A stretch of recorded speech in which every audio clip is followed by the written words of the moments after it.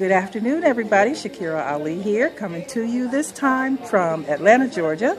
I am here at the International Black Women's Congress, founder and president, Dr. LaFrancis Rogers Rose, and I am so pleased to have with me for a brief chat Ms. Julialynne Walker, president and founder of African Diaspora Development Linkages.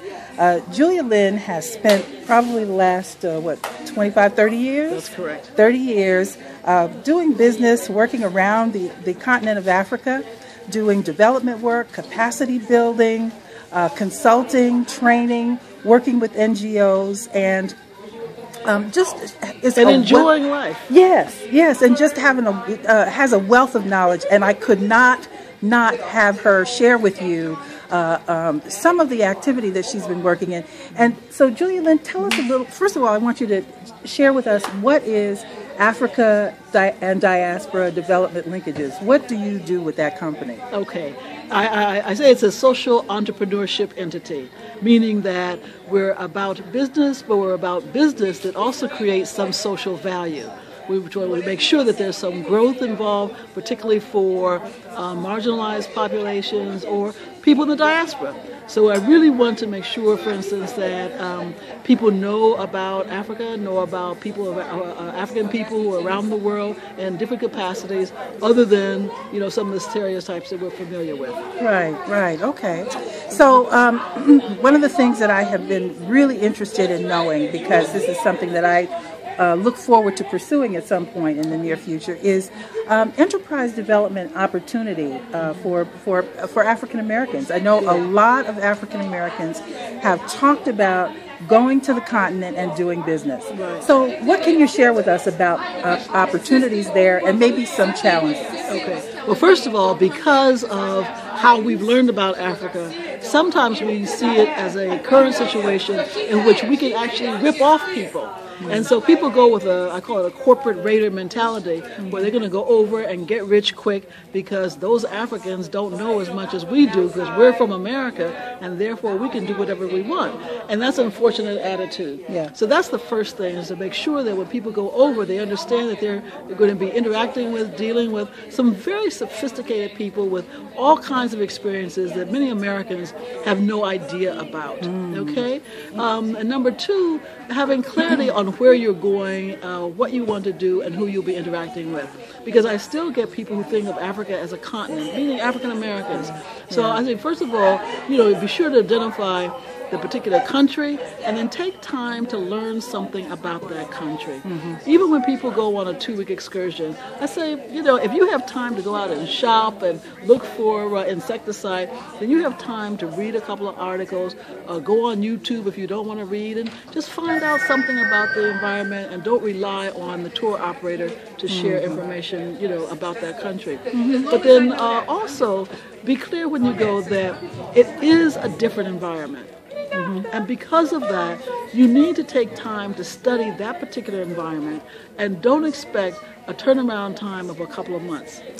It takes time, and you need to invest. I would say like 2 to 5 years, because the first year or two, you're really getting to know the system, know the environment, find out who you'll be working with, developing your support networks, developing your business relationships, and then invest a step at a time. A lot of people, some people I've heard, want to go over and invest a lot of money in a one-shot deal and make a lot of money fairly quickly. It's very rare that happens. I'm not saying it doesn't. It may happen, but that's not the norm as far as business relationships are concerned. So be willing to invest small, see what happens, learn from the experience, and then increase your investments in an incremental fashion. Excellent. Now, what about some of the challenges? Like, for example, when I think about doing business, let's say in Gambia or maybe even Nigeria or Ghana, I think about, am I going to be able to have the kind of infrastructure that I need in order to support my enterprise? Roads, electricity, telephones, Okay. those kinds of things. So, what would you have to say about My those? quick response would be, even if you don't, business goes on. Got it. Because people are doing business anyway, right? Exactly. People are doing business anyway. And actually, right now, the continent as a whole has the highest gross domestic product of any other region in the world. Wow. So not only is business happening, but business is functioning in a very successful manner.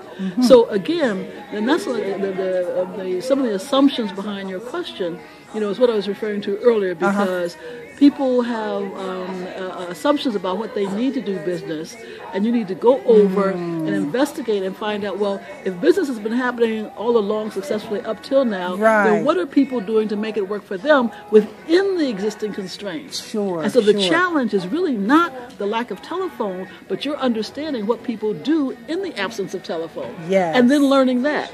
Got and not it. saying I can only function with telephones. Understood. And that's why people need to invest the time Absolutely. that you're saying, so that we can actually explore how it is that people are making things happen. Absolutely, because people are working, they're investigating, and believe me, if we don't do it, the Chinese will. Got it. And if the Chinese can make it work under those circumstances, then why can't we? Sure. Absolutely, absolutely. Well, listen. So I don't want to keep it too long because we're on a dinner break here at our conference. I got to tell you, this conference is amazing. We are talking about healing in financial healing, economic wealth capacity building in the Black community. It is a fabulous conference. You all are missing something. But that said, I was thinking that I would be interested in you sharing maybe a little bit about the last project you worked on, or one that was close to your heart.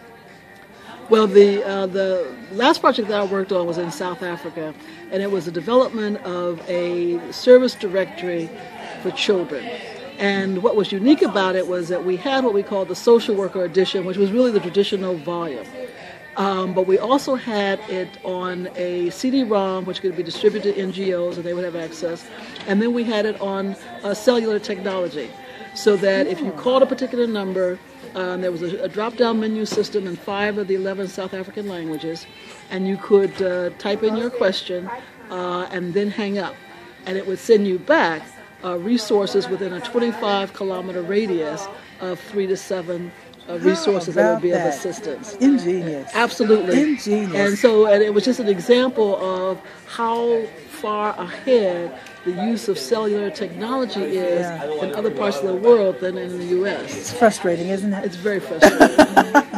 Well, Julialynne, this has been such a pleasure. I so appreciate that you've taken time to chat with me and with the folks who are in my group here, and I look forward to seeing more of what you're up to. Thank you. With Same Africa here. and Diaspora Development Linkages. Perfect. Okay? Absolutely. Thank you so much. Take care, everybody. We'll see you soon. I'm going to have more interviews for you from this conference. You're going to really appreciate the wisdom that these people are sharing. Thanks a lot. Take care. Have a good evening.